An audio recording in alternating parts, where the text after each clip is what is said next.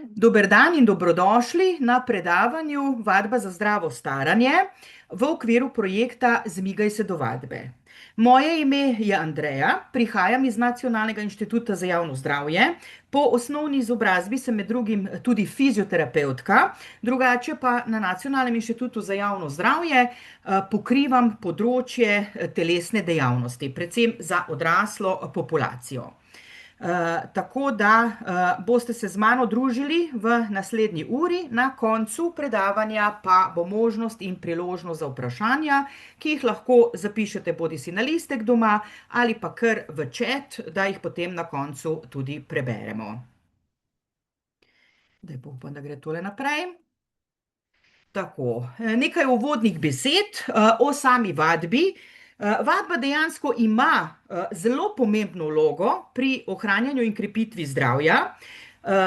Ko pa se seveda staramo, pa nam ohranja in pomaga ohranjati samostojnost, funkcionalnost dolgo v zrela leta in ravno na ta način lahko tudi ohranjamo kakovost oziroma kvaliteto življenja. Zdaj, pomembno je seveda, da je ta vadba redna, zaradi tega, da ima tudi svoj učinek in da seveda izvajamo raznovrstno vadbo, ki nam pomaga tako pri krepitvi oziroma ohranjanju mišične moči, gibljivosti, ravnotežje je zelo, zelo pomembno, tudi kardiovaskularnega zdravja oziroma zdravja srca, ožilja in pljuč, ker vse to skupaj potem zmanjšuje tveganje za krhkost, kronične bolezni in padce. Za vsako od teh bomo pa potem kasneje tudi pogledali, kaj to je, katere so to tiste tipične kronične bolezni in kako jih lahko, bom rekla, preprečimo oziroma obvladujemo, vkolikor jih imamo, z samo vadbo.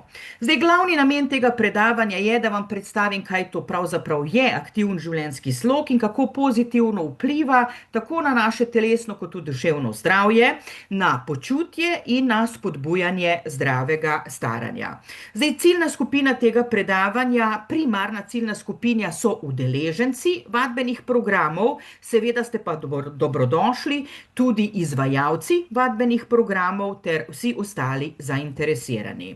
Glavne teme, ki jih bomo danes pokrili, bodo usmerjene najprej v nekaj naših slovenskih demografskih in tudi epidemioloških podatkov o starejših odraslih. Malo sem zbrskala v našem zdravstvenem statističnem letopisu, ki ga vsako leto znova na podlagi številnih baz podatkov, zdravstvenih podatkov in tudi demografskih podatkov pripravimo pri nas na NIJZ-ju oziroma na Nacionalnem inštitutu za javno zdravje in so se mi zdeli zanimivi. Potem bomo pogledali, kaj to pravzaprav je zdravo staranje.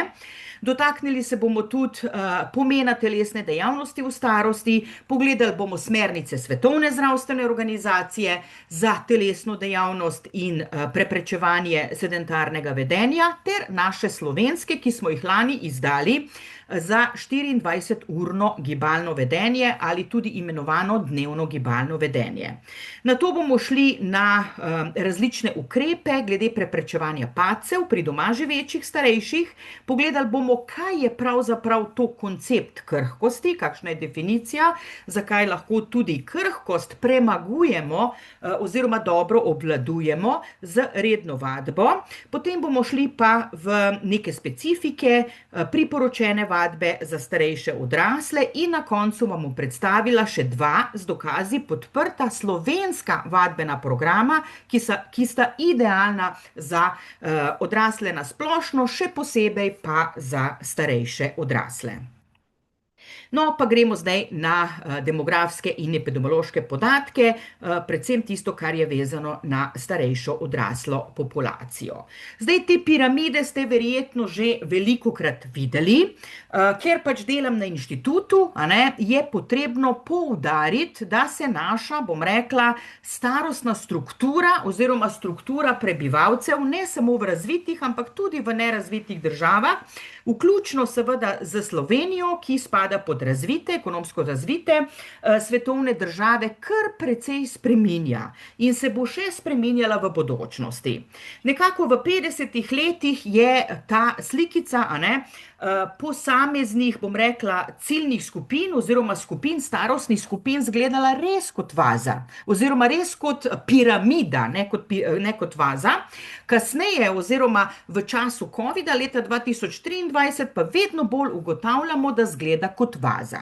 Kaj pomeni, da izgleda kot vaza? To pomeni, da največji delež populacije predstavlja delovno aktivna populacija, ampak se nam na žalost zmanjšuje procent oziroma delež podmladka, to pomeni šolajočih se otrok, ne, ali pa predšolskih otrok, in se nam seveda posledično povečuje tudi starejša populacija, skratka tisti, ki se upokojijo, ne, ciljna skupina, ki se upokoji in potem seveda še dolgo živi, velika večina na žalost tudi z različnimi pridruženimi boleznimi. No, 2063. leta pa projekcija kaže, da to niti ne bo izgledalo več kot vaza, ampak bolj kot neke vrste podolgovat pravokotnik. To pomeni, da bomo dejansko imeli še za dodatnih 10 približno procentov starejše populacije in nekaj malega se nam bo zmanjšal podmladek oziroma mlajša šolajoča se in predšolska populacija. Ravno tako pa se bo tudi zmanjšala delovno aktivna populacija.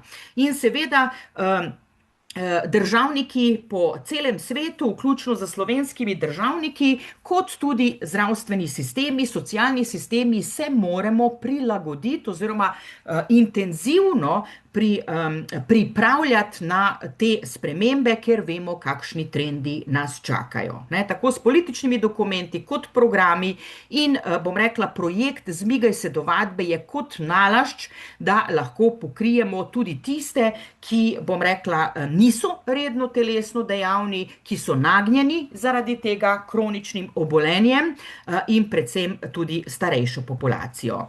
No, pa poglejmo, kaj pomeni pričakovana življenjska doba oziroma kakšna je v Sloveniji. Mi smo nekako, bom rekla, v evropskem povprečju, kar se tiče pričakovanja življenjske dobe, ne.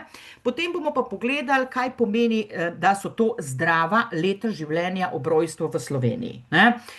Zdaj, razlike med spoloma v Sloveniji so kar precejšnje. In sicer moški v Sloveniji živijo v povprečju 78,6 let, medtem ko ženske jih pa preživimo za dobrih 7 let, to pomeni živimo 48,1 leta v povprečju, ne. Drugo pa je, ko gre za zdrava leta življenja. Kaj pa pravzaprav to pomeni? To pa pomeni, ne, da v povprečju tisti moški, ki doživi povprečno starost 78,6 let, samo 65 let živi pravzaprav kot zdrav človek. Ostalo pa se že počasi nabirajo različne zdravstvene težave in je odvisno od tega tudi, kakšno kvaliteta življenja bo čakala tega posameznika v teh nezdravih letih življenja, ne. Seveda pa vadba ima tukaj izjemno velik vpliv lahko, a ne, da premostimo oziroma podaljšamo ta zdrava leta življenja ali pa če zdravih let življenja več ni oziroma teh absolutnih zdravih let življenja, potem lahko vsaj izboljšamo kvaliteto življenja, kljub temu, da imamo določene že kronične bolezni in omejitve. No, ženske pa v povprečju imajo zdrava leta življenja nekako 68,5 let, ne, zato ker tudi dlje časa živimo. Dobro, se je pa ta trend, kot vidite, od leta 2013 pa do 2022 mičken spreminjal, tako pri obedveh spolih, tako zdrava leta življenja kot pričakovano trajanje življenja. Zdaj tukaj v leta 2020 so se te številke nekoliko znižale, ker če se spomnite, takrat smo dočakali povsod po svetu, pa tudi v Sloveniji, pač epidemijo oziroma pandemijo COVID-19 in dokler še ni bilo, bom rekla, razvitega cepiva, ne, je dejansko smrtnost pri predvsem starejši populaciji na račun COVID-19 bila kar precej visoka. In to se je tudi poznalo pri teh dveh, bom rekla, kazalnikih. Dobro. Gremo naprej, kar se tiče podatkov glede umrljivosti, ne.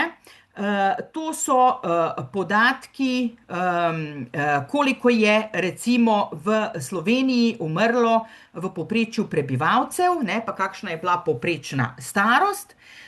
Pa tudi imate podatke, kateri so bili vodilni vzroki umrljivosti. Zdaj, pri moških so bile to različne oblike raka.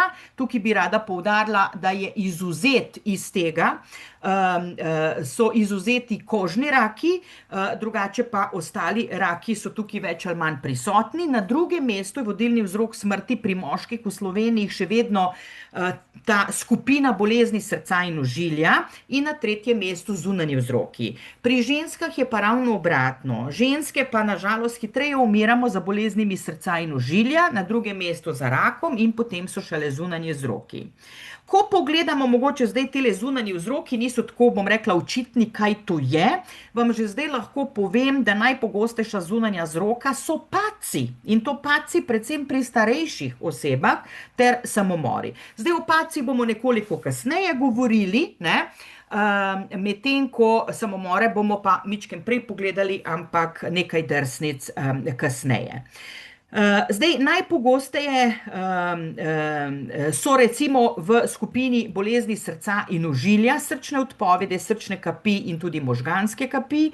V povprečju 21 oseb je v Sloveniji umrlo, ne, za boleznimi srca in ožilja. Potem, kar se tiče rakavih obolenj, najpogosteje se umira zaradi raka pljuč, debelega črevesja in danke, prostate in dojke. To pomeni 12 v povprečju ljudi na dan, od zunanjih vzrokov 5 ljudi na dan in potem so na četrtem mestu še bolezni živčevja, recimo Alzheimerjeva bolezen, Parkinsonova bolezen. Skratka, to so bolezni nevrološkega sistema, ki pa so tudi značilne za starejšo populacijo, ne. In če pogledamo ob tale graf tukaj, a ne, lahko pogledate glede samomorov. To mi je bilo zelo, zelo zanimivo, ker moram priznati, da se nisem prej poglabljala v samomorilnost kot kazalnik, a ne, da dejansko se leta drastično poveča, še posebej pri moški populaciji po 80. letu starosti, ne. Tako da dejansko dobrih 100 starejših odraslih moških nad 80 let žal stori samomor na 100 tisoč prebivalcev, ne. Ženske pa očitno nismo tako samomorilno nagnjene, ne. Na splošno moški pogosteje sami končajo svoje življenje v Sloveniji kot pa ženske, ne. Dobro. To so se mi zdeli taki zanimivi podatki, ne, ampak tudi vadba, a ne, prinaša veselje v življenje, tako da definitivno se vadba priporoča vsem starostnim skupinam. Dobro, poglejmo zdaj še malo podatkov glede bolezni obtočil, skratka, to je skupina srčno-žilnih obolenj. Lahko rečemo, že prej sem povedala, da je to vzrok za umrljivost pri ženskah številka 1, pri moških pa številka 2 in največ jih umre pri obeh spolih v starostni skupini 85 let in več. Tukaj imate tudi naštete različne bolezni obtočil in zraven tudi navedeno število, a ne, smrtnih slučajev zaradi teh bolezni. Oziroma, pardon, tukaj so hospitalizacije, se opravičujem. Koliko je bilo ljudi hospitaliziranih, a ne, za posamezno skupino oziroma za posamezno boleznijo srca in ožilja. In kot vidite, tukaj sem vam puščice označila, se ta številka drastično poveča po 65. letu, to pomeni, ko se večina delovno aktivne populacije upokoji in potem se še dodatno in še bolj drastično zvišuje po 75. letu. Dobro, gremo naprej. Kar se tiče rakavih obolenj, Lahko rečemo, da naraščajo novi primeri raka, še posebej, bom rekla, drastično ponovno v starostni skupini po 50. letu oziroma po 65., 75. letu, ne. Incidenca pomeni novo nastali primeri različnih vrst rakov, ne. In tukaj imate v tabeli navedeno, ne, grobo in starostno specifično umrljivostno stopnjo raka na različnih lokacijah po telesu, razdeljeno na moški in ženski spol, ne. In ravno tako se, bom rekla, ti primeri povečujejo po 65. oziroma še bolj drastično po 75 letu starosti. Zdaj, za sladkorno bolezen pravimo, da je tiha bolezen, ne? Da je tiha bolezen, pride tiho, in jo pač običajno ugotovimo s kakšnim preventivnim pregledom, ne? Največkrat, ne? In moramo reči, da je kar precej pogosta v Sloveniji, še posebej med starejšimi. In seveda gre tukaj za kronično bolezen, ne. Predvsem sladkorna bolezen tipa 2 je tista, ki prizadene veliko večino starejše populacije, je pa seveda sladkorna bolezen tipa 2 vezana na manj zdrav ali pa nezdrav življenjski slog. In tveganje za pojav sladkorne bolezni, a ne, se povečuje, ne samo pri starejših, še bolj izpostavljeni so tudi moški na splošno in tudi mlajši moški. Med 40 in 74 letom je recimo 1,6-krat pogostejša pri moških kot pa pri ženskah, ne. In 18% starejših, tisti, ki so stari 65 let in več, že prejema zdravila v različnih oblikah za zniževanje nivoja sladkorja v krvi, ne. Tveganje za pojav sladkorne bolezni se pa še dodatno in izrazito poveča pri moških po 50. letu starosti, ves čas pri obedveh spolih pa v starejših starostnih skupinah ostane to tveganje visoko.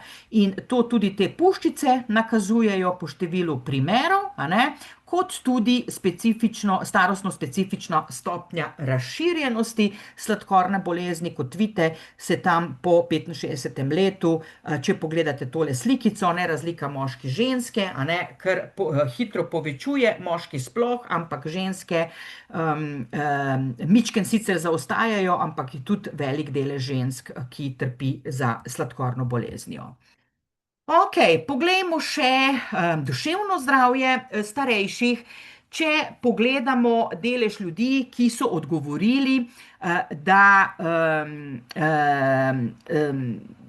skratka imajo težave povezane z depresijo ali pa z drugo duševno motnjo v zadnjem letu dni, so dejansko to najmlajše starostne skupine, če pogledate tukaj tele slikice gor, a ne, kar je zelo zanimivo, ampak po drugi strani tudi nepresenetljivo, a ne, za te mlajše Z pa alfa generacije, in seveda za starejše generacije, ki so stare 75 let in več, ne.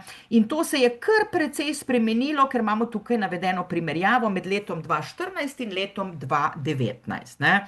Raste nam število tako najmlajših od 15, to pomeni v starostni skupini od 15 do 24 let, in tudi v starostni skupini 75 let in več.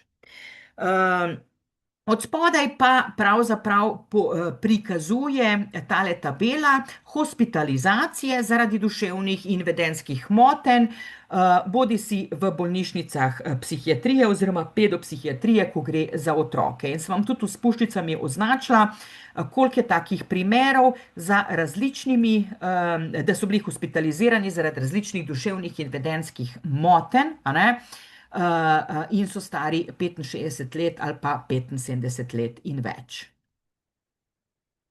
Okej, zdaj gremo pa na naslednje podpoglavje, in sicer dajmo pogledati, kaj pravzaprav to zdravo staranje je, ne. Zdaj, po sami definiciji Svetovne zdravstvene organizacije je to proces, na eni strani razvoja, na drugi strani pa ohranjanja funkcijske zmožnosti, ki omogoča dobro počutje v starosti. No, to je ena taka definicija, kjer jo morajo tudi moji študentje na fakulteti znati za izpit povedati, ne, in obrazložiti, kaj pa je to funkcijska zmožnost. To pa pravzaprav pomeni, da imamo zmogljivost, ne, ki nam omogoča, da lahko počnemo tisto, kar se nam zdi vredno. In to vključuje sposobnost oziroma zmožnost, da uresničujemo svoje osnovne potrebe, da se lahko učimo, da lahko rastemo, se odločamo, da smo premični oziroma mobilni, da lahko gradimo in vzdržujemo vsakodnevne odnose, ter da lahko prispevamo v skupnosti. Tako da to je kar dost, bom rekla, široka definicija. Samo zdravo staranje nam torej omogoča, da tudi ko smo starejši, ostanemo aktivni, da ostanemo vključeni v družbo in predvsem, da ostanemo neodvisni od drugih ljudi, ne? Tudi funkcijsko neodvisni, ne? Tako da to pomeni zdravo staranje. Tlele sem vam pa pripravila izseček iz plakata od lanskoletnega svetovnega dneva fizioterapije. Že prej sem vam omenila, ne, da sem po osnovni izobrazbi med drugim tudi fizioterapevtka. Mi vsako leto po svetu obeležujemo svetovni dan fizioterapije 8. septembra, ne? In lani je bila tema vezana na zdravo staranje, na krhkost in na padce, in sem vam tukaj naredila potem en tak screenshot tega plakata, ki smo ga pripravili pri Svetovni zvezi za fizioterapijo. In je tukaj nekaj podatkov navedenih. Jaz sem tudi prevajala to gradivo lani v slovenščino iz angleščine, skupaj še z nekaterimi sodelavci pri Združenju fizioterapevtov Slovenije. Skratka, na svetovni ravni, eno leto pred covidom, je bilo izračunano, da imamo že milijardo ljudi, ki so stari 60 let in več. Do leta 2030 se bo pa ta številka povečala še za 400 milijonov, ne? In do leta 2050 bo ta številka pravzaprav skoraj dvojna, ne? Prebivalstvo se torej kar precej hitro stara, in to predvsem kadarkoli prej kot v zgodovini, kadarkoli je bilo to v človeški zgodovini. Skratka, v 21. stoletju se res rapidno hitro stara populacija, in število oseb starih 80 let in več se bo do leta 2050 celo potrojilo in doseglo 426 milijonov, ne? Tudi tukaj imamo eno definicijo zdravega staranja, ne?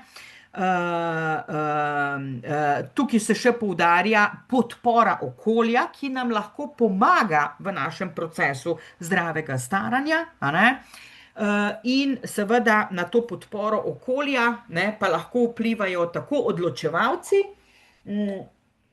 kot različne službe, zdravstvene, socialne, nevladne organizacije, naši prijatelji, sorodniki, skupnost kot taka. Skratka, veliko je, bom rekla, strategij oziroma veliko je skupin, pristopov, ki nam lahko pomagajo pri zdravem staranju, da se ne rabimo s tem spopadati sami, ne? Kaj pa spodbuja zdravo staranje? Ja, vsekakor aktiven in zdrav življenjski slog v vseh življenjskih obdobjih, po 50. letu pa še toliko bolj, a ne? Če nismo, bom rekla, vestno skrbeli zase do 50. leta, potem je nekako prelomnica, ne, pri Abrahamu, da začnemo aktivno zase skrbeti, ker to je tisto leto, ne, kjer lahko pride hitreje seveda do raznih kroničnih obolenj, omejitev, zmanjšane funkcionalnosti in podobno, tudi zmanjšane mišične mase, sarkopenije, a ne, krhkosti, cel kup teh geriatričnih sindromov se nam lahko pojavi, in zaradi tega je pomembno, da se vzamemo v roke in začnemo, če nismo že prej zdravo živeli. Skratka, eden od načinov je, da ostanemo ali pa začnemo biti bistveno bolj aktivni, seveda v okviru svojih zmožnosti, ker lahko da imamo že kakšne omejitve zdravstvene in podobne, ne? Potem, da redno izvajamo tudi zahtevnejše ravnotežne aktivnosti, ker naše ravnotežne funkcije, a ne, z starostjo upadajo in smo tudi nagnjeni k padcem, ne. Zato je potrebno še dodatno, če prej nikoli nismo, izvajati tudi program vaj za ohranjanje in krepitev ravnotežja, ne. Da ohranjamo tudi socialne stike, da vzdržujemo sklepe prožne, ravno tako tudi mišice krepimo, seveda vaje za gibljivost, vaje za krepitev mišic in da se seveda zdravo prehranjujemo. Jaz bi tukaj dodala, a ne, da delamo tudi na tem, da znamo uspešno obvladovati vsakodnevne stresne situacije, zato ker na ta način seveda poskrbimo tudi za svoje duševno zdravje. Zdaj pa gremo naprej pogledati nekaj priporočil o tej telesni dejavnosti v starosti, najprej od Svetovne zdravstvene organizacije, potem bomo pa pogledali še te naše slovenske smernice za 24-urno gibalno vedenje, ne. Zdaj, seveda, redna telesna aktivnost, ne samo v starosti, ampak bom rekla, vsem življenjskem obdobju ima različne fiziološke, psihološke učinke, ne, tudi socialne, posebej pa v starosti privede tudi do funkcionalne neodvisnosti. Ko govorimo o fizioloških učinkih, govorimo, da nam ohranja oziroma izboljšuje delovanje srčno-žilnega sistema, tudi naših dihal pljuč, z redno vadbo in ustrezno, seveda dozirano in tudi izbranimi vajami lahko ohranjamo mišično maso, kot tudi kostno gostoto ali jo pa dodatno, a ne, krepimo oboje, ohranjamo gibljivost, ravnotežje ali pa dodatno izboljšujemo, ne. Manjša je možnost za nastanek depresije, tesnobnosti oziroma anksioznosti in zelo pomembno je, da če izberemo pravo vrsto vadbe, lahko tudi treniramo tako svojo pozornost kot pa spomin. Recimo ena taka odlična vrsta vadbe za kaj takega, oziroma dve vrsti vadbe poznam, ki sta odlični za kaj takega, sta recimo ples, ne, ker si je treba korake zapomniti, ker si je treba koreografijo zapomniti, ker je zabavno, ker različne telesne funkcije oziroma sposobnosti na ta način, bom rekla, treniramo, ali pa recimo tai chi, ne, ker se je tudi treba zapomniti, bom rekla, te vse gibalne vzorce, ne. Prej sem pa že tudi omenila funkcionalno neodvisnost, skratka, redna vadba nam pomaga, a ne, če smo fit, lažje opravljamo tudi vsakodnevne aktivnosti, ne. Zdaj, vedno bolj je popularno, da se ljudje poslužujejo različnih gospodinjskih pripomočkov, ki namesto nas opravijo različna gospodinjska opravila, ne, ja. To je vse lepo in prav, ampak z vidika funkcionalnosti pa ni najboljša, bom rekla, in dolgoročna rešitev. Občasno, če se poslužujemo, ne vem, tega robotskega sesalnika, pa bom rekla, mogoče mešalnikov in podobnih zadev, ne, ko hočemo speči torto ali pa podobno, je sicer v redu, ampak verjemite mi, da tisti ljudje, ki so res dolgoživi, doživijo 100 let in več, imajo vsi po vrsti eno specifično značilnost in to je med drugim tudi, da še vedno veliko delajo sami lastoročno gospodinjska opravila, ne, ja, da sami zamesijo kruh, da mešajo, da posesajo, da pospravijo in tako naprej. Tako da imejte to v mislih, ko boste naslednjič hoteli prižgati kakršnikoli, bom rekla, gospodinjski aparat, da vsake toliko časa pa ne bo slabo, če boste tudi svoje lastne mišice uporabili za to, da opravite ta gospodinjska opravila. Z vidika, bom rekla, ohranjanja funkcionalnosti je to vsekakor dobrodošlo, ne? Okej, tukaj je spet en screenshot iz lanskoletnega svetovnega dneva fizioterapije, ki prikazuje, ne, nekatera dejstva v povezavi s telesno dejavnostjo in zdravim staranjem. V vsakem primeru je vsaj nekaj telesne dejavnosti boljše kot nič. Veliko starejših se recimo pritožuje, da so, ne vem, prestari za gibanje, ne, ja. Nihče ni prestar za gibanje, dokler se lahko premikaš, ne. Je zelo, zelo zaželeno, če ne skoraj nujno, da se dejansko premikaš in da se gibaš, ne. Ampak seveda vsak v stilu oziroma glede na svoje zmožnosti, a ne, Starejši seveda morajo prilagoditi, a ne, svoji splošni telesni pripravljenosti in gibljivosti, program vaj oziroma same obremenitve, ne. Pomembno je, da se izogibamo pretiranemu in dolgotrajnemu sedenju oziroma sedentarnosti, skratka tistim oblikam vedenja, ki ne spadajo pod gibanje, ne? Zato, ker v okviru teh vedenj, ali je to sedenje ali je ležanje, medtem ko smo budni, ne porabljamo odvečno energijo, več kot recimo 1,5 meta, to je vse sedentarnost. Skratka, če premalo energije porabimo, če smo budni in seveda, če se ne premikamo dovolj, da bi vsaj 1,5 metaboličnega ekvivalenta porabili, a ne? Potem je to pravzaprav sedentarnost, ne? In se je treba temu izogibati in čim večkrat preko dneva prekinjati sedenje, ne?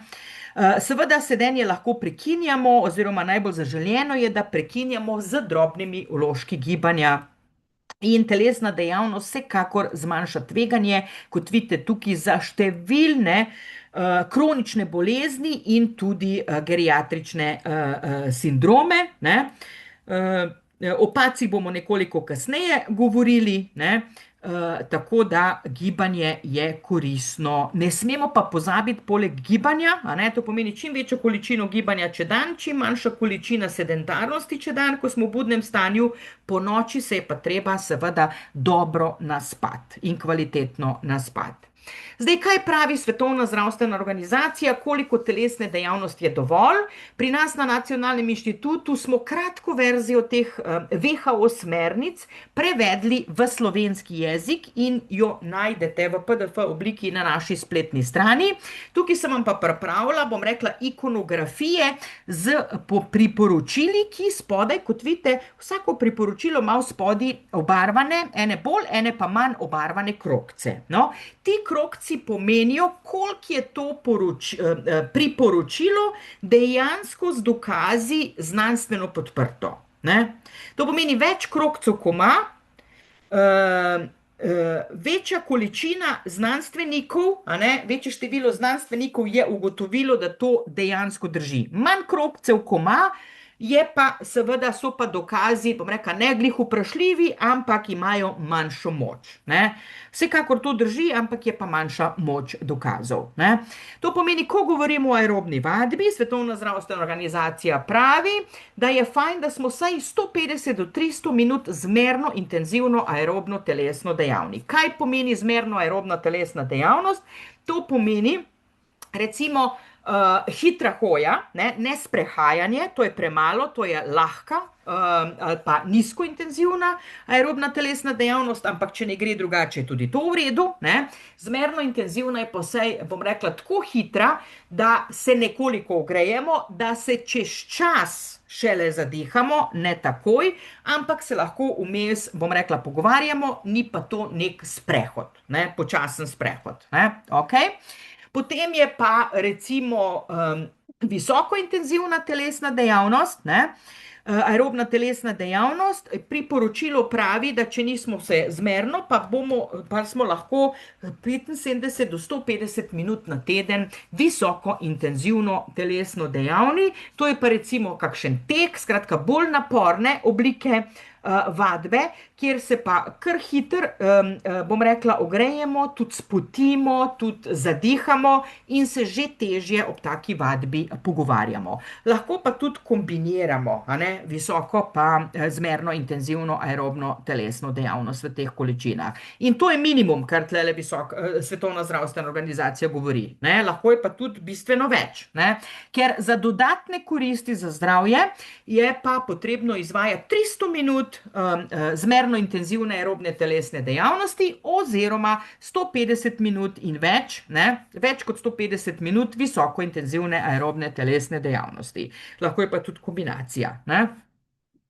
Zdaj, recimo, če želimo shujšati ali pa želimo drastično znižati krvni tlak, ali pa recimo hočemo regulirati krvni sladkor, pa mogoče zmanjšati količino inzulina, a ne, ki jo dobivamo, potem je potrebno biti bolj aerobno aktivni, ne, v teh večjih količinah, ampak da pridemo varno do tja, pa seveda. Moramo to izvajati, bom rekla, postopno, ne? Povečujemo količino in seveda se hodimo vmes tudi kontrolirati k zdravniku, zaradi tega, da potem to tudi varno lahko napredujemo. No, pomembno je, še posebej ne samo za delovno aktivno populacijo, ampak tudi za starejše odrasle, da dvakrat na teden, vsaj dvakrat na teden, izvajamo vaje za krepitev večjih mišičnih skupin. Zdaj, starejša populacija, a ne, je pa fajn, da poskrbi tudi za redno izvajanje vaj za mišice medeničnega dna v izogib različnim oblikam inkontinence. To tukaj sicer ni napisano, ampak jaz kot fizioterapevtka vam lahko to zagotovim. No, če pa hočete izboljšati, bom rekla, in dobro okrepiti, bom rekla, mišice medeničnega dna, pa ni dovolj vsaj dvakrat na teden, ampak je treba delati vaje vsak dan, večkrat na dan in praktično celo življenje. Ok, kar se pa tiče starejših odraslih, 65 let in več, je pa še eno dodatno priporočilo, ker je tudi visoko z dokazi podprto. In sicer, da poleg vsega tega, kar je tukaj naštet, je potrebno še 3-krat na teden izvajati neko multikomponentno oziroma večkomponentno vadbo, zmerne do večje intenzivnosti, ki poudarja funkcionalno ravnotežje in krepitev mišic. Skratka, miks različnih vrst vaj, ampak obvezno vključiti noter še vaje za ravnotežje, zato da preprečimo padce in da ohranimo našo funkcionalnost. Pa ponovno opozarja tudi Svetovna zdravstvena organizacija, da je potrebno omejiti čas sedenja oziroma sedentarnosti in ga nadomestiti z gibanjem kakršnekoli aktivnosti, tudi če je to samo kakšno gospodinjsko opravilo ali pa kakšen lažji sprehod. Ok, gremo zdaj na dnevno gibalno vedenje ali tako imenovano 24-urno vedenje. Zdaj, v zadnjih 10 letih je porastel trend raziskovanja teh 3 vedenj skupaj. Zakaj? Zato, ker če eno od vedenj spremenimo, to pomeni ali telesno dejavnost, ali sedentarnost, ali spanje, to vpliva oziroma je soodvisno z drugima dvema. Ja? In seveda bo to tudi vodilo v spremembo vedenj. To pomeni, če povečamo količino gibanja, medtem ko smo budni, v tistem času, ko smo budni, bo to avtomatsko povzročilo zmanjšanje sedentarnosti. Pomembno pa je, da se zavedamo priporočil glede na svojo starost, katera je tista količina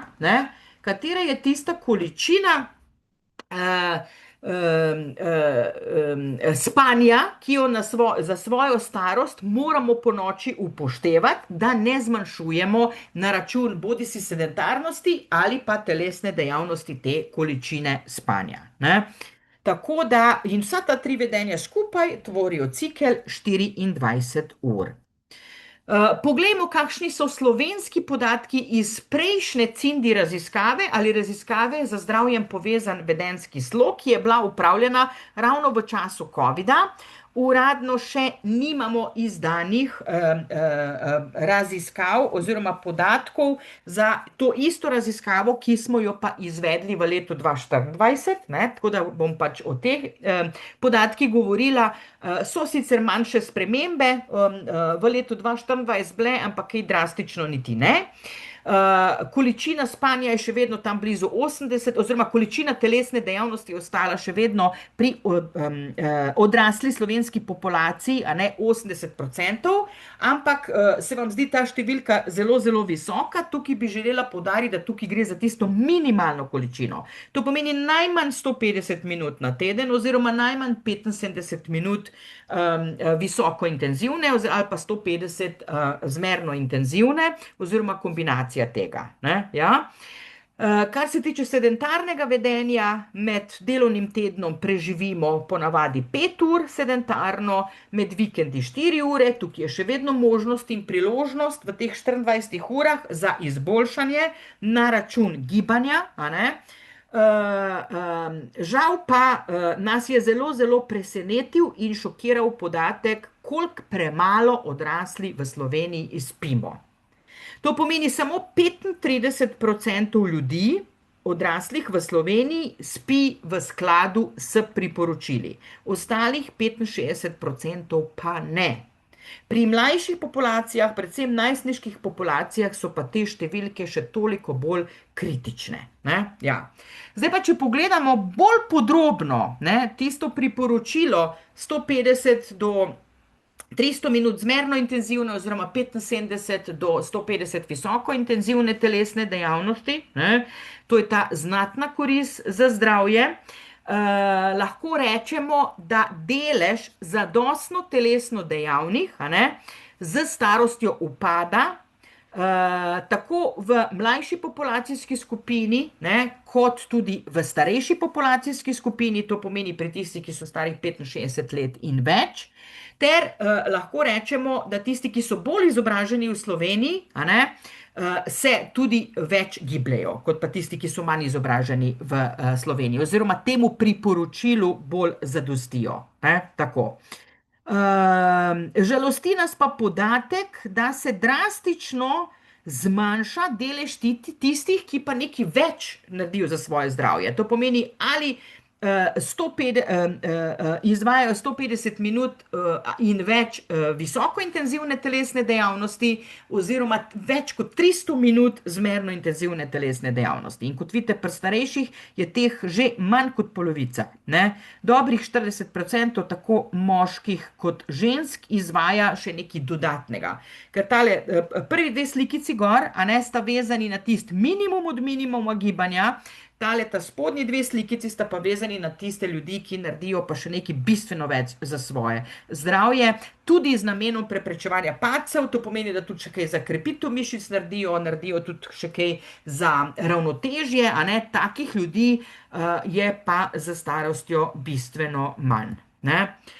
Zdaj, ko govorimo o tem konceptu dnevnega oziroma 24-urnega gibalnega vedenja, ne, je smiselno vsa ta tri vedenja spremljati skupaj in ravno iz tega konteksta smo mi v Sloveniji v okviru enega projekta GIB24 skupaj z Fakulteto za vede o zdravju razvili, naš inštitut NIJZ, smo razvili orodje za ocenjevanje 24-urnega gibalnega vedenja, to pomeni vprašalnik, a ne, ki je bil validiran tudi z pospeškometri, ne.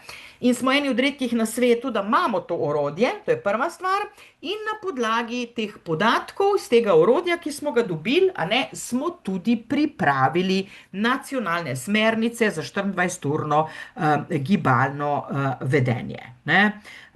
Zelo pomembno je vse te tri kazalnike spremljati skupaj, lahko sicer tudi vsakega posebej, ampak tudi skupaj, zaradi tega, ker nezdravemu gibalnemu vedenju, to pomeni vsem tem trem vedenjem skupaj, lahko pripišemo 15% vseh smrti. Ne? Poleg teh treh vedenj, ki sem jih omenila, pa je pomembna tudi uravnotežena prehrana, ker to so 4 dejavniki, ki so ključni za zdravo staranje. Če se želite več o 24-urnem gibalnem vedenju prebrati, imate pa tukaj tudi link na naši spletni strani. Zdaj gremo pa zelo, zelo na hitro na smernice za 24-urno gibalno vedenje. Te smernice ima samo enih par držav na svetu, a to pomeni 24-urne, in tele konkretno so nastale na podlagi priporočil, ki izhajajo iz podatkov slovenske odrasle populacije. Zato so tako dragocene. Bile so pa izdane lani septembra 2025 in jih tudi najdete na naši spletni strani. No, mi smo pa malo bolj to poenostavili, kot pa Svetovna zdravstvena organizacija, in smo dodali tudi priporočila za spanje. Ne? Za telesno dejavnost smo rekli, da se odrasli posamezniki na tedenski ravni morajo gibati zmerno do visoko intenzivno vsaj 150 minut na dan, izvajati vaje za krepitev večjih mišičnih skupin vsaj 2-krat na teden In ko gre za starejše odrasle, je obvezno, da se vsaj 3-krat na teden izvajajo tudi vaje za izboljšanje ravnotežja. Smo pa upoštevali, da marsikdo mogoče ne more tem priporočilom zadostiti, zato je pomembno, da veste, da vsak gib šteje, a ne, da vsak gib šteje, in da tudi nekaj ur nizkointenzivne telesne dejavnosti je bolje kot pa nič. Kar se tiče sedentarnega vedenja, smo rekli, naj se le to omeji na 7 ur na dan ali manj, s tem, da je potrebno omejiti uporabo zaslonov, predvsem v prostem času, ker to je tisto, kar je obvladljivo ali manj, ter da tista pogosto dolgotrajajoča sedentarna vedenja prekinjamo z drobnimi vložki gibanja. Ne? Za delovno aktivno populacijo je priporočilo za spanje 7 do 9 ur na dan, za tiste, ki so stari 65 let in več, pa 1 uro manj na dan oziroma na noč. Je pa pomembno, da poleg količine spanja kakovostno poskrbimo tudi za druge elemente spanja, ne? To pomeni, da spimo tako, da se čim manj po noči prebujamo in da spimo v globokem spancu, zato da dosegamo vse 4 REM oziroma non-REM faze, da se res dobro regeneriramo in spočijemo, in da seveda upoštevamo tudi higieno spanja v smislu, da vsak dan zaspimo in se zbudimo ob približno enaki uri, pa po možnosti brez budilke. Ne? Zdaj, dodatno korist za zdravje pa seveda prinaša nadomeščanje sedentarnega vedenja z dodatno telesno dejavnostjo, količino telesne dejavnosti in tudi čezmerno ali pa visoko telesno dejavnost nadomeščamo z nizko intenzivno. Tukaj v nadaljevanju ne bom šla, bom rekla zdaj podrobno noter, so pa še dodatne usmeritve dobre prakse, ne? Recimo, da priporočeno raven telesne dejavnosti dosežemo lahko ob 4 priložnosti. To pomeni ne samo v prostem času v obliki športa, športne rekreacije, ampak tudi na poti v obliki kolesarjenja, pešačenja, po opravkih in nazaj in podobno. Potem tisti, ki smo še zaposleni tudi na delovnem mestu v obliki aktivnih odmorov in seveda, da tudi gospodinjska in vrtna opravila opravljamo z svojimi lastnimi mišicami, da porabljamo na ta način energijo in seveda poskrbimo za ohranjanje funkcionalnosti. Ne? Če je možno izbirati med zaprtim in odprtim okoljem, vam že zdaj lahko povem, da obstaja ogromno kliničnih raziskav, da gibanje v naravnem okolju na prostem daje dodatne učinke na zdravje, predvsem na psihološko zdravje, ker gibanje v zelenem okolju, kjer je recimo svež zrak, kjer lahko poslušate tudi zvoke iz narave, kjer lahko tudi šumenje voda poslušate in podobno, vsekakor daje dodatne pozitivne učinke za zdravje. Lahko se pa seveda to tudi simulira v zaprtem prostorju. Pomembno je, da se ukvarjamo z različnimi oblikami telesne dejavnosti in gibanja, različnimi vadbami, da ne delamo skozi samo recimo aerobno vadbo, ampak da z raznovrstno vadbo se ukvarjamo, ter da ne pozabimo na tisto multikomponentno oziroma večkomponentno telesno dejavnost, skratka, da vključujemo tudi vaje za propriocepcijo, ravnotežje, koordinacijo in na ta način delamo na preprečevanju padcev. Ne? Tukaj je še nekaj, bom rekla, dodatnih priporočil za sedentarno vedenje, ne? Skratka, treba jo prekinjati ob različnih priložnosti, pa tudi, če je to samo, bom rekla, da spremenimo sedenje z kratkotrajno stojo, ampak še boljše je stojo prekiniti z gibanjem, skratka, teh oblik je veliko. In kar se tiče spanja, ne?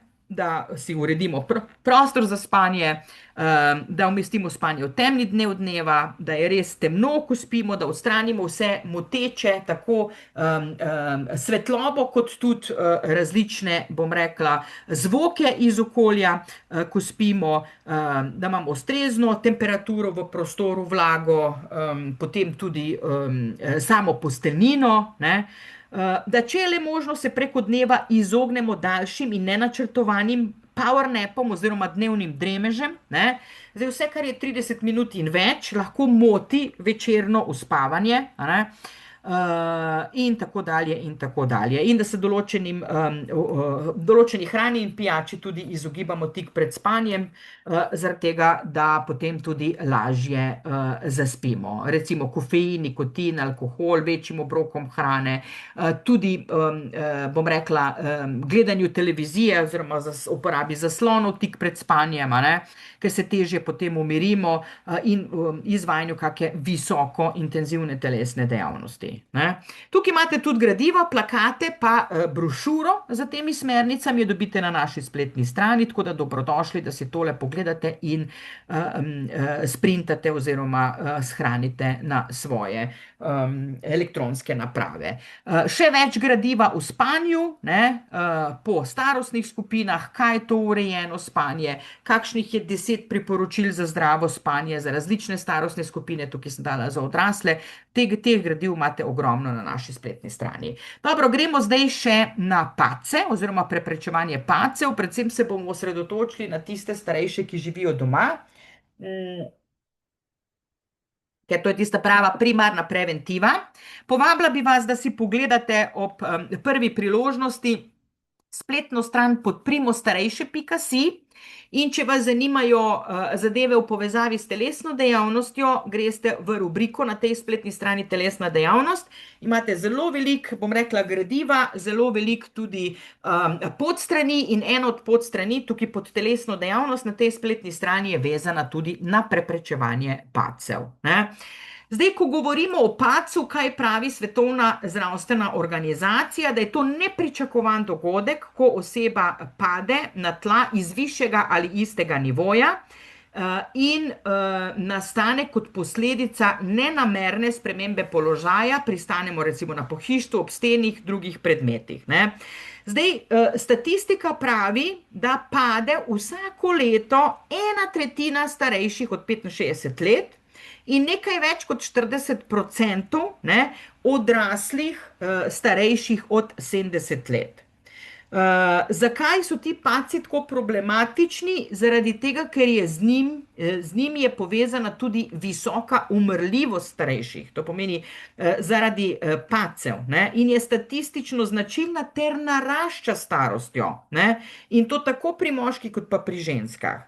Načeloma v mlajšem življenjskem obdobju so padci bolj za ženske rezervirani, ampak za starostjo pa ni več toliko razlik med spoloma, ne.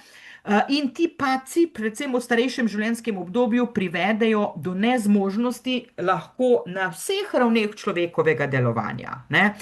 Jih je pa možno preprečiti z rednim gibanjem in z manjšimi spremembami v vsakodnevnem življenju. Zdaj, slovenski podatki pravijo tudi, a ne, da so padci prisotni in pogostejši bolj pri ženskah kot pa pri moških, ne.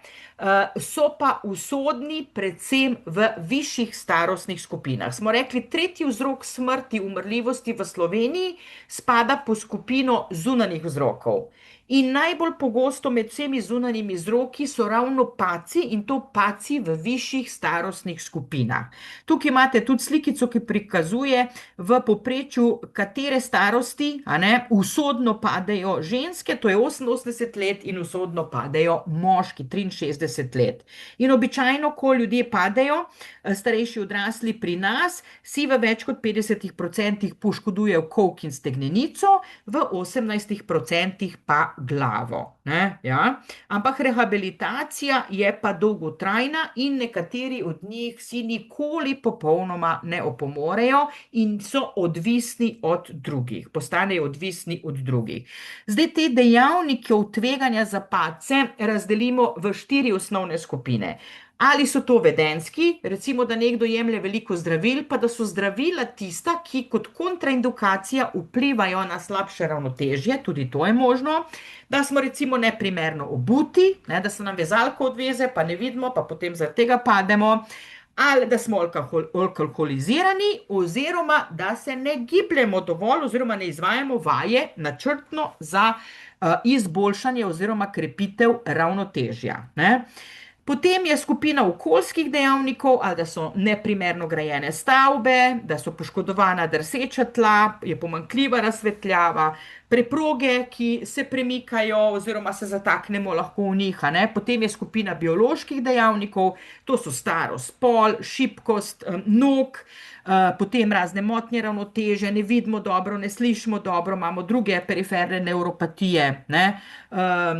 Potem tale nizek krvni tlak, lahko je tudi urinska inkontinenca problemi, ne moremo, potem pohitimo do WC-ja in se vmes potaknemo, a ne, ker smo nespretni, ker ne treniramo ravnotežja in pademo, ne, pa razne druge bolezni in potem je tukaj še skupina socioekonomskih dejavnikov, ne, ali da nimamo možnosti pomoči, a ne, v svoji lokalni skupnosti, ki bi nam lahko pomagala, da razvijemo boljše sposobnosti, a ne, ravnotežja, zato da lahko potem tudi preprečujemo padce, ali da nismo dovolj izobraženi, nimamo dostopnost do zdravstvenih, socialnih storitev in podobno. Tako da te dejavnike za padce delimo v 4 te skupine.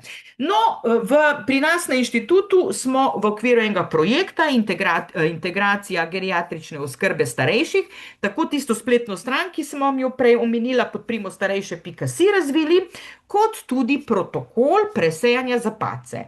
Zdaj, tole presejanje za padce vam lahko naredi patronažna medicinska sestra na domu, lahko vam pa naredi fizioterapevt ali pa kineziolog, ki je zaposlen v centrih za krepitev zdravja oziroma zdravstveno-vzgojnih centrih v vsakem zdravstvenem domu. Če ste stari 65 plus, se lahko naročite za tole presejanje za padce in boste odgovorili na par vprašanj, naredil vam bo časovno merjeni test vstani in pojdi, funkcijski test in izračunal, bom rekla, vaše tveganje za padce, potem pa na podlagi tega boste dobili tudi priporočila za preprečevanje padcev. In kot vidite, na prvem mestu med temi priporočili je spodbujanje telesne dejavnosti, ne. Potem, da prilagodite domače okolje, a ne, bivalno in kaj je treba vse prilagoditi oziroma odstraniti, zato da je manjša možnost, da padete. Tudi prehranske prilagoditve spadajo pod ukrepe za učinkovito preprečevanje padcev, ureditev jemanja zdravil, če vidimo, da so določena zdravila, ki so tvegana, a ne, da vas vodijo, bom rekla, hitreje lahko v padec, da ustrezno obravnavate tudi motnje vida, ne, pregledate stopala, obutev, uredite, bom rekla, nizek krvni tlak oziroma tisti, ko spreminjate na hitro položaje, to je ta ortostatska hipotenzija, a ne, pa se vam zavrti, pa padete potem lahko, a ne. V vsakem primeru, če imate, bom rekla, težave s temi zadevami, priporočam, da se oglasite v Centru za krepitev zdravja, kjer vam bojo opravili presejanje za padce. Zdaj bomo pa pogledali še informativne brošure za vas in za vaše svojce, a ne, ki jih lahko dobite na tej spletni strani Podprimo starejše. Tukaj je brošura, ki vam tudi pač poda različne ukrepe za preprečevanje padcev, ne, prej že navedene na prejšnji drsnici, ampak na nekoliko drugačen način predstavljanje, moška pa ženska verzija. Skratka, identičen tekst, samo da imamo moško pa žensko verzijo. Skratka, upam, da se vas prepričala, da je vredna vadba tista, ki krepi mišice, izboljšuje ravnotežje in hkrati preprečuje padce, ne. Tako da poskrbi za svoje telo in se gibaj, ne. Imamo tudi plakat za preprečevanje padcev, potem na splošno za aktiven življenjski slog, vse to si lahko na tej spletni strani najdete in shranite oziroma sprintate. Zdaj, kar se pa tiče mednarodnih smernic, kaj mednarodne smernice pravijo? Zelo podobno kot Svetovna zdravstvena organizacija, da je treba 3-krat na teden izvajati multikomponentno oziroma večkomponentno vadbo. Kaj pa to je? To ni kar tako neki brez veze. To mora biti strukturirano, ne? In ta strukturirana vadbena oblika, ne, ki rečemo multikomponentna vadba, je sestavljena iz vaj za izboljšanje mišične zmogljivosti, iz vaj za ravnotežje, iz vaj za propriocepcijo, iz vaj za koordinacijo, gibljivost in hojo, ne, Hoja je najosnovnejša oblika aerobne vadbe za starejše, ne. In ta vadba naj bi vsebovala konkretne funkcionalne vaje, recimo vstajanje v stola, prestopanje ovir in tako dalje. Morate pa v okviru te vadbe sproducirati tako statično kot dinamično mišično silo. Lahko vključuje gibanja, ki jih izvajamo v vsakodnevnih gibalnih vzorcih, to pomeni poleg hoje počep, predklon, potisk, v zaprti, odprti verigi, ne, fino motoriko. Skratka, to so tista mednarodna priporočila, ki jih znanstveniki priporočajo, ne, in more trajati najmanj 12 tednov, ne.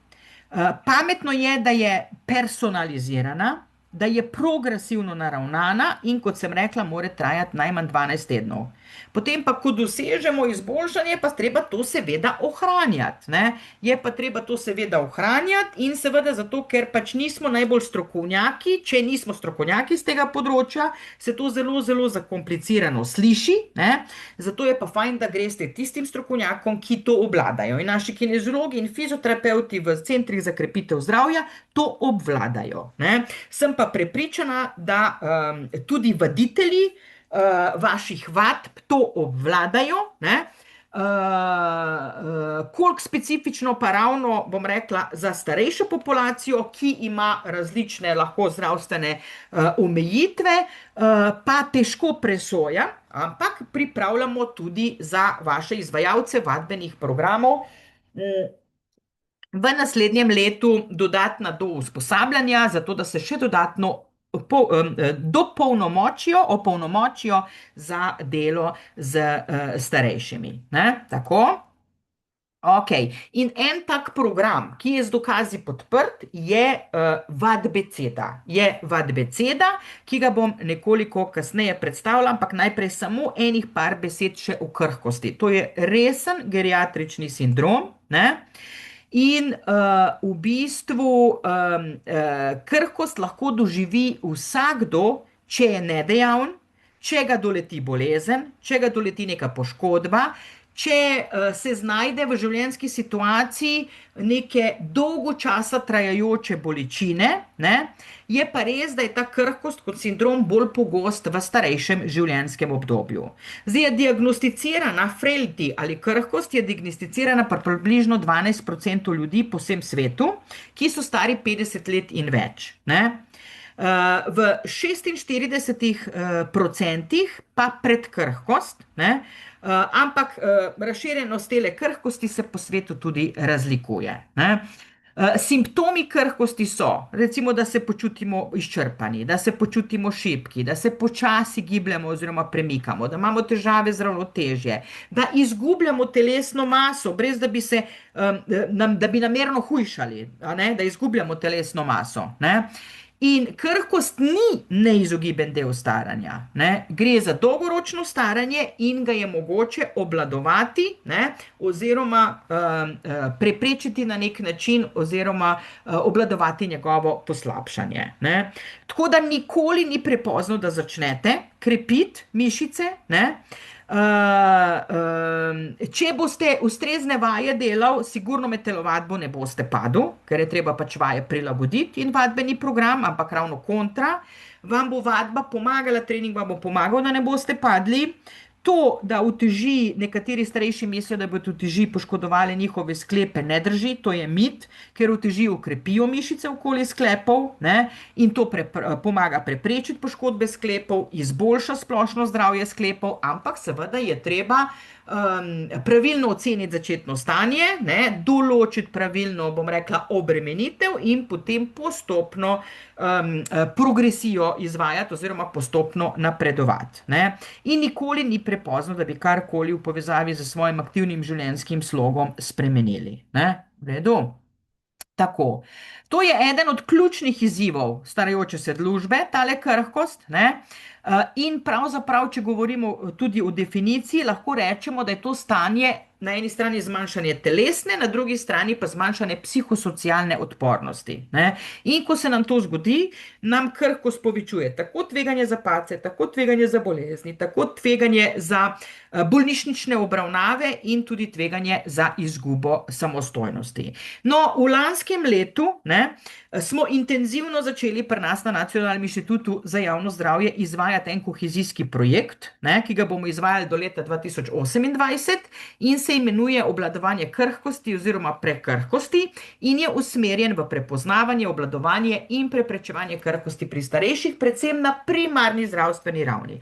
Želimo na primarni zdravstveni ravni to zadevo intenzivno nasloviti in se povezati tudi z nevladnimi organizacijami, da nam pri tem pomagajo. Cilj tega projekta je, da razvijemo multidisciplinaren pristop, integriran pristop, v okviru katerega bomo zgodnje lahko odkrivali znake krhkosti pri starejši populaciji, individualno prilagodili programe obravnave zanje in nudili podporo starejšim odraslim pri spremembah življenjskega sloga.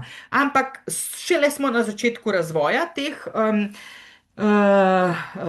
bom rekla, intervencij, nismo še tam, tako da drugo leto recimo vam lahko več o tej zadeva povem. Zdaj gremo pa na zadnji dve poglavji, in sicer specifike priporočene vadbe za starejše, ne. Mislim, da se strinjate, da dejansko vsak gib šteje, ampak gibi morajo biti tudi varni. To pomeni ne samo učinkovitost gibanja, ampak tudi za varnost je treba poskrbeti. Ampak ob tem moramo seveda uživati, ne? Ker to bo naša dolgoročna motivacija, če izvajamo take vrste vadbo, pri kateri uživamo, je zabavna, bomo tudi motivirani, da bomo dlje časa jo izvajali. Potem moramo se zavedati, da edino postopno napredovanje v vadbi in sprotno merjenje napredka in taka vadba, ki je prilagojena posamezniku, je pravzaprav varna vadba.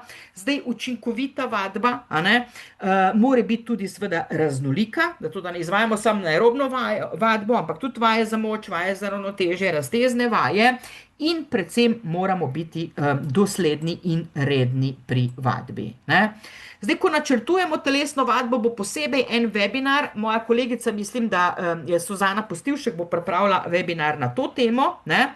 Bi samo na hitro omenila, spet izpostavila to uravnoteženost vadbe. To pomeni, da naš vadbeni tedenski program mora biti sestavljen in iz aerobnih vaj, in iz vaj za krepitev mišic, in iz vaj za gibljivost, ravnotežje in tako dalje. In da seveda ne pozabimo, ko gre za piramido telesne aktivnosti, na te nizkointenzivne telesne aktivnosti, ki jih izvajamo v vsakodnevnem življenju, ki niso tako intenzivne, kakšna preprosta gospodinjska vrtna opravila, sprehodi, potem telesna dejavnost na poti, po opravkih, ampak tisto strukturirano vadbo pa itak izvajamo samo potem v prostem času, ne? In ko izvajamo strukturirano vadbo, da je le-ta sestavljena najmanj iz treh delov, ogrevanje, glavni del ohlajanje, da pri tem upoštevamo FIT princip, to pomeni pogostost oziroma frekvenco, intenzivnost, trajanje ter tip oziroma vrsto vadbe. In ko predpisujemo vadbene programe, predvsem v zdravstvu je tako, verjamem, da tudi, bom rekla, na področju športne rekreacije, za vsakega posameznika mora vadbeni načrt biti specifičen za njega, mora biti merljiv, to pomeni, moramo vedeti, s katerimi orodji bomo zmerili, ne, napredek tega posameznika, mora biti dosegljiv za tega posameznika, realen, glede na njegovo starost, zdravstveno stanje, telesno pripravljenost in seveda tudi časovno omejen v smislu, da vemo, kdaj ga bomo ponovno zmerili, da vidimo, a je kaj napredoval, in če je, da mu od tam naprej potem napredno vadbo prepišemo, če pa ni napredoval, pa da se tudi pogledamo, kaj je bilo mogoče tukaj narobe, mogoče nekaj pravilno izvajal in podobno, ne? Ja. Zdaj, kar se tiče vrste, pa pogostost priporočene vadbe, ko govorimo o aerobni vadbi, tukaj so naštete ene najbolj tipičnih, ne, ki so primerne za večino starejših odraslih, od hoje do nordijske hoje, ki je že bolj kombinirana, ker že vključuje tudi vadbo za moč, lahko pa za gibljivost, ne. Pa tudi konec koncev za ravnotežje, če res izvajamo aktivno nordijsko hojo, kolesarjenje, zdaj kolesarjenje je lahko tudi vadba za ravnotežje, če izvajamo kolesarjenje na običajnem kolesu, ne pa na sobnem kolesu. Plavanje je odlična vadba, tudi taka, bom rekla, multikomponentna, ker lahko, bom rekla, krepi tako mišice, kot gibljivost, kot aerobno sposobnost, ni pa seveda plavanje za ravnotežje krepiti, ne. Je pa treba druge vaje potem delati. Potem aerobika za seniorje, ali na kopnem, ali v vodi, tukaj imate slikce v spodi, odlična vadba, taka, bom rekla, kombinirana, a ne, je pa ples, ker ne samo, da se nasmejimo, da nam nudi, bom rekla, zadovoljstvo, ampak treniramo tudi pozornost pa spomin, ker si moramo zapomniti, a ne, določene korake, ne, ja. Tako da tega naj bi bilo vsaj 150 minut na dan, oziroma en tak primer je recimo 30 minut večino dni v tednu, 30 minut recimo vsaj 5-krat na teden. Vaje za moč vsaj 2-krat tedensko, ali je to z lastno težo, elastikami, lahkimi utežmi, lahko so tudi težje, če ste že napredovali, a ne. Poudarek pa naj bo na večjih mišičnih skupinah. Ta priporočila veljajo, to pomeni za večje mišične skupine. Ko pa govorimo o mišicah medeničnega dna, si pa zapomnite, jih je treba trenirati vsak dan, 5-krat na dan, doživljenjsko. In prvi rezultati se bodo pokazali šele nekje po enih 5-6 mesecih, nič prej, tako da tisto pa ne morete nič kaj prehitevati, ne. Vadbo za ravnotežje smo rekli vsaj 3-krat tedensko, a ne, recimo stoja na eni nogi, hoja po črti, tai chi je taka odlična vadba, tudi, ki tudi pozornost pa spomin, a ne, krepi, zmanjšuje tveganje za padce in ne pozabiti vključiti tudi vadbo za gibljivost. Ali so to kakšne mobilizacijske vaje, stretching, joga, skratka, za obseg gibljivosti je treba poskrbeti, ker za starostjo se te strukture, a ne, v sklepih, v bistvu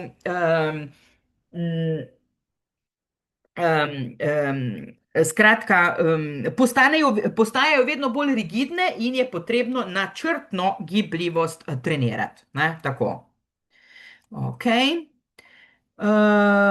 Kako prilagodimo vadbe? Ja, vsekakor, a ne, na zdravstveno stanje, ne upoštevamo zdravstvene stanje starejšega odraslega. Ta individualna ocena sposobnosti, poleg ocene zdravstvenega stanja, količine telesne dejavnosti, sedentarnosti, recimo kakovosti spanca, mora vključevati tudi testiranje telesne pripravljenosti in zaradi tega vi, ki hodite na vadbene programe, ste pred vstopom v vadbeni program čisto iz varnostnih razlogov ne samo izpolnili zdravstveni vprašalnik, pa vprašalnik o telesni dejavnosti, ampak ste šli tudi na baterijo testov, na skupino testov, a ne, ki so vam jih naredili vaši vaditelji ali pa drugi izvajalci, da ste se lahko potem varno na podlagi ocene vaše telesne pripravljenosti pridružili ustrezni skupini. Zdaj, pogoste kronične bolezni, ki pestijo starejše, niso samo te 3, jih je bistveno več, ampak o tem bi lahko celo predavanje naredila, pa mislim, da dr. Kokot, če ni že posnel webinar na to temo, ga zagotovo še bo, ne, ker on je zdravnik in nam lahko bolj natančno pove, ampak načeloma z vidika fizioterapije, recimo pri osteoporozi se je treba sunkovitim gibom izogibati, ne. Potem pa tudi različna priporočila so, če ste že utrpeli zlom zaradi osteoporoze ali ga pa še niste, tako da tukaj je tudi zelo, zelo specifično, ne.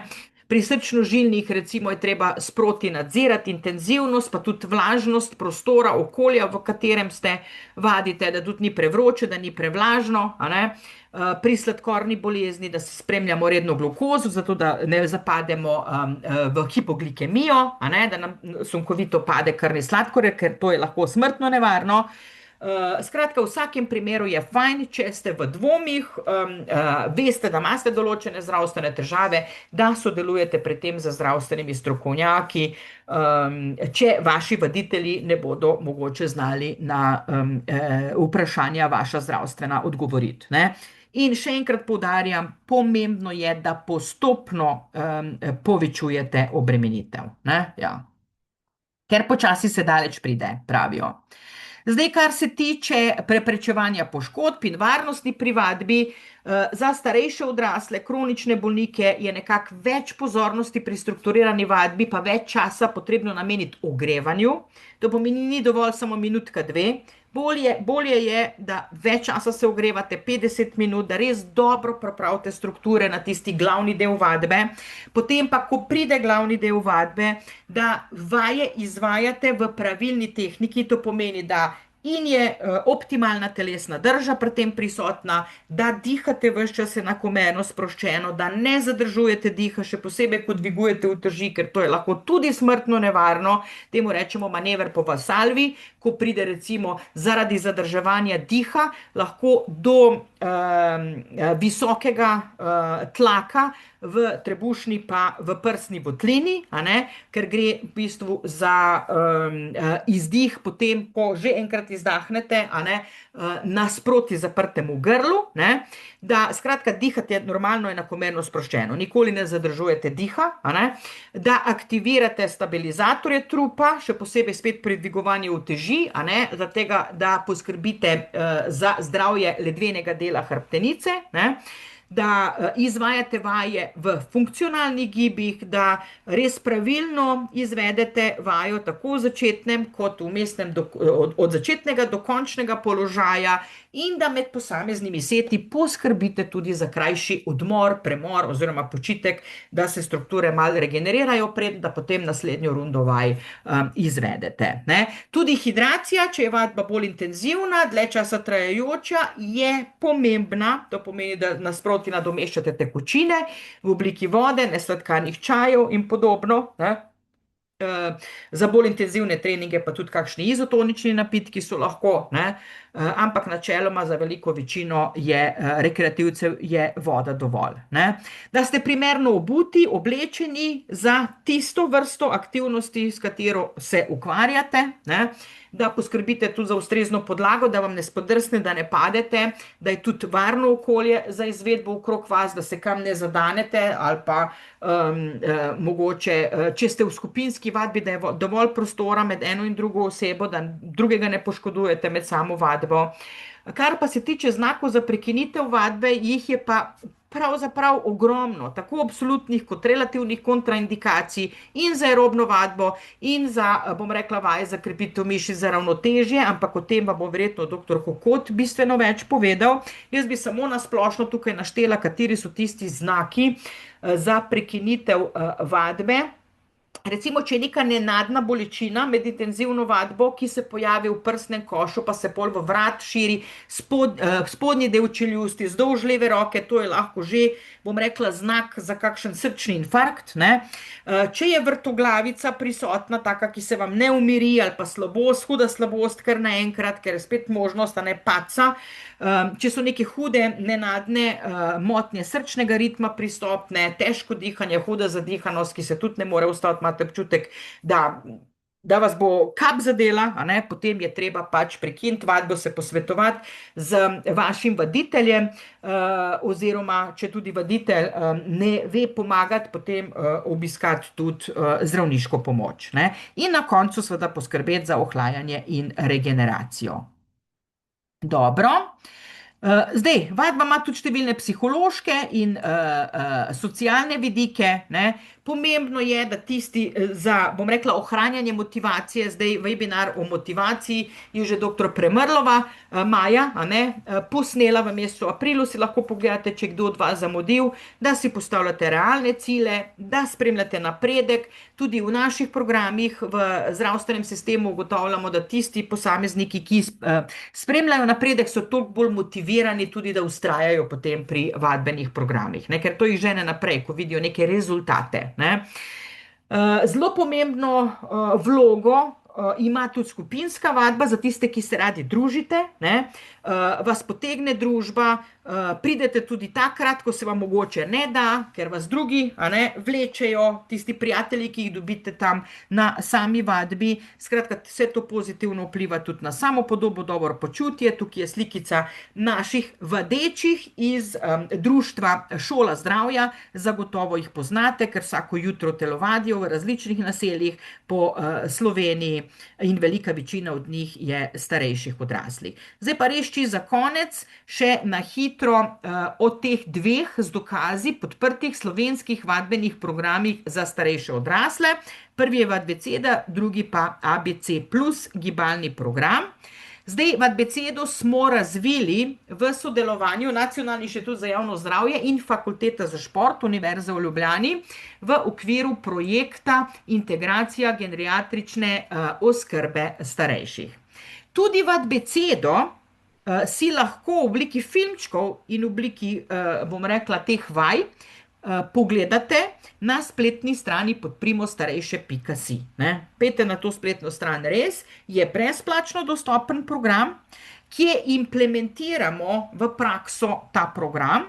Recimo naši kineziologi pa fizioterapevti določene vaje iz Vadbecede že zdaj uporabljajo v zdravstveno-vzgojnih delavnicah Gibam se, ali pa Zdrava mera za tiste, ki želijo recimo shujšati, ali pa v obliki, bom rekla, vadbenih programov v lokalni skupnosti.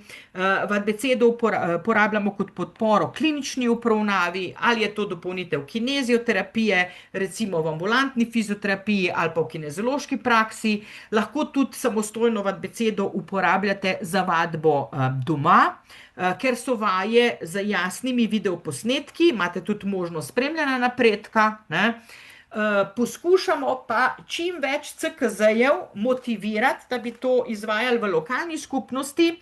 Ravno tako imamo pa plan prenesti Vadbecedo v lokalno skupnost, tudi v številna druga društva, tudi športna društva, tudi rekreacijske centre, centre za starejše. In nekako v tem projektu Zmigaj se do vadbe razmišljamo, da bi usposabljali tiste izvajalce ali pa prijavitelje vadb, ki si želijo biti bolj domači na področju Vadbecede nekako v naslednjem letu. Ne znam vam točnih datumov povedati, ker to se bomo znotraj strokovne skupine projekta še odločili, ampak za letošnje leto verjetno ne bo šlo to skozi, drugo leto pa je velika verjetnost, da bomo ponudili to usposabljanje tudi za prijavitelje vadb. Ker res želimo zagotoviti trajnost, da ne bi to samo v zdravstvenih domovih se izvajali, pa da ne bi vi sami po svoje to doma izvajali, ampak da boste lahko tudi v lokalni skupnosti hodili na vadbene programe iz Vadbecede. Zato, da ne rabite razmišljati, ker tam so vaje res pripravljene po teh mednarodnih smernicah. To pomeni, da so namenjene odraslim in starejšim, in da gre za kombinacijo vaj za povečanje mišične zmogljivosti, ravnotežja, koordinacije, gibljivosti, splošne premičnosti z namenom, da se izboljša telesna pripravljenost, da se prepreči krhkost in da se preprečijo padci. Zdaj, sama struktura vadbe je narejena tako, da obstaja 12 vadbenih enot in vsaka vadbena enota ima 4 težavnostne stopnje. A je najlažja, B nekoliko težja, C še malo težja, D pa najtežja. Ampak več o tem si lahko potem tudi na spletni strani pogledate. Imamo pa še eno novost za vas. Lani septembra smo tudi naredili brezplačno aplikacijo, ki si lahko na računalnik ali pa na telefon, na pametni telefon naložite Vadbeceda in s pomočjo te aplikacije vsakodnevno tudi telovadite. Vaje so iz Vadbecede, bi vas pa želela pogovoriti, da trenutno poteka nadgradnja te aplikacije, tako v smislu glasovnih navodil, razširjenega vadbenega programa in tako dalje. Videoposnetke skratka nadgrajujemo. Obstoječe videoposnetke v tej aplikaciji, če bi si jo danes recimo dol snel z interneta, tle imate tudi QR kodo, drugače pa če vtipkate aplikacija Vadbeceda, vas bo pripeljala in si jo lahko naložite na svoje telefone, računalnike. Skratka, čez en mesec bojo filmčki oziroma videoposnetki še dodatno nadgrajeni. Tako da ne pozabi, če si jo zdaj naložite tole aplikacijo, naložite jo ponovno mogoče julija, ker julija bo zagotovo, čeprav tle piše junija, ampak časi se lahko kaj tudi zakomplicira. Tako da updatate potem tole verzijo. In še ABC Plus program, tega smo razvili pa v okviru enega mednarodnega Erasmus Plus projekta, ki smo ga izvajali skupaj z še nekaterimi drugimi državami po Evropi in tudi ga testirali. To pomeni, razvili smo ga pri nas v Sloveniji, spet v sodelovanju s Fakulteto za šport, pa Športno unijo Slovenije, pa NIJZ.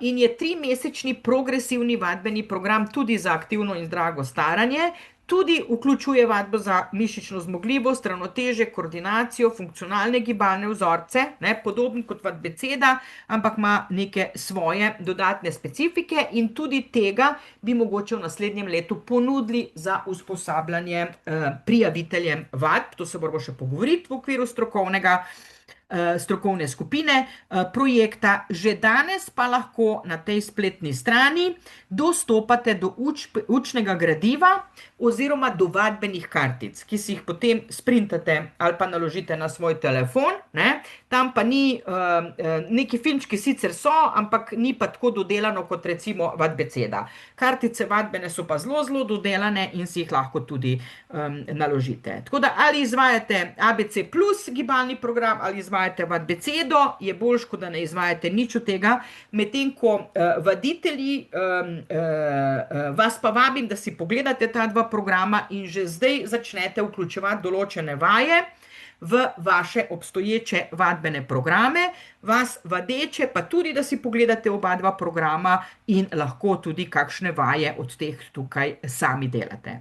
Zdaj pa, kako se temu reče, sporočila za domov oziroma take away home message, a ne?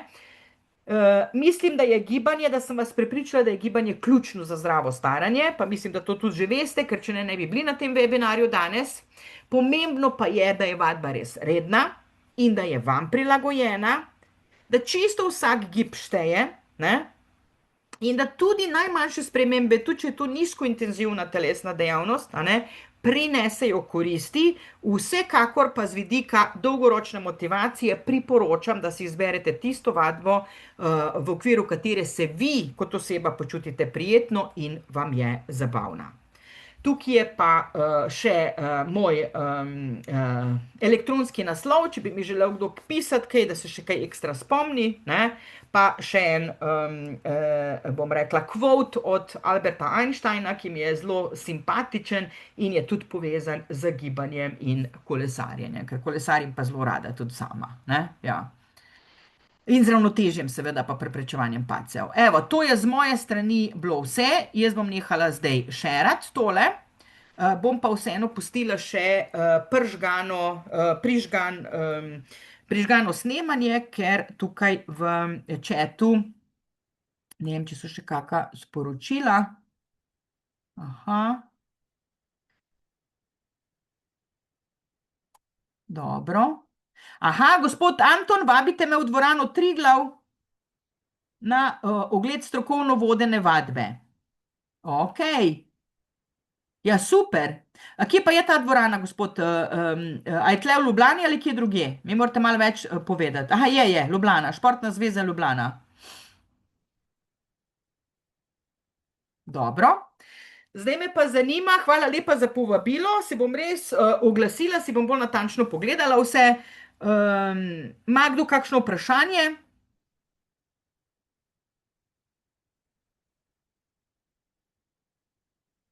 Je bilo kar obsežno vprašanje, jaz upam, da ste kaj novega zvedeli, mogoče kar niste vedeli, verjamem pa, da veliko stvari že veste, ne? Ker tisti, ki ste danes tukaj, predvidevam, da že redno telovadite, ne? Ja.